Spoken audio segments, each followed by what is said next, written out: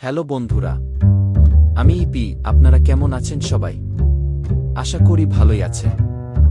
আজকে আপনাদের জন্য নিয়ে এসেছি এমন একটা কাহিনী যেটা শুনলে হাসি চেপে রাখা মুশকিল।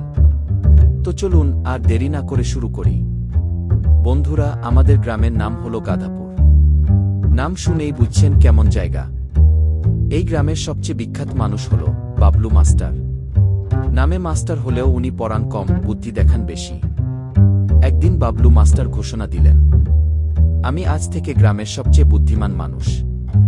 গ্রামবাসী বলল, কিভাবে বুঝলেন মাস্টার? মাস্টার বললেন, কারণ আমি কালকে একটা মুরগিকে ডিম ছাড়া ডাকতে শিখিয়েছি।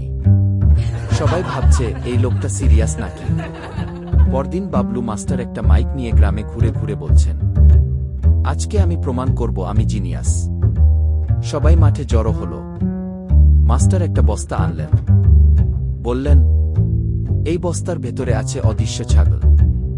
গ্রামবাসী চিৎকার করে বলল, অদৃশ্য ছাগল আবার কি? মাস্টার বললেন, দেখা যায় না বলেই তো অদৃশ্য। ঠিক তখনই হঠাৎ করে বস্তা থেকে ম্যাও করে আওয়াজ। সবাই চমকে গেল। একজন বলল, মাস্টার, এইটা তো বিড়ালের আওয়াজ। মাস্টার একদম কনফিডেন্ট হয়ে বললেন, এটা ছাগল। ঠান্ডা লেগেছে তাই কাশি উঠছে। গ্রামবাসী। এরপর এক লোক সাহস করে বস্তা খুলে ফেলল। ভেতরে দেখা গেল একটা মোটা অলস বিড়াল। সবাই হো হো করে হাসতে লাগল। আর বাবলু মাস্টার একদম সিরিয়াস মুখে বললেন, দেখলেন তো, অদৃশ্য ছিল তাই এতক্ষণ দেখা যায়নি। বন্ধুরা, এই হলো বাবলু মাস্টারের জিনিয়াস গল্প। এই গল্প থেকে শিক্ষা কি জানেন? নিজেকে যতই চালাক ভাবি না কেন, বেশি বুদ্ধি দেখাতে গেলে শেষমেশ নিজেরই হাস্যকর অবস্থা হয়। ভিডিওটা যদি ভালো লেগে থাকে তাহলে লাইক দিন।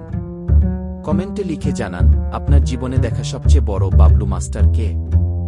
আর এমন মজার গল্প পেতে চ্যানেলটা সাবস্ক্রাইব করতে ভুলবেন না।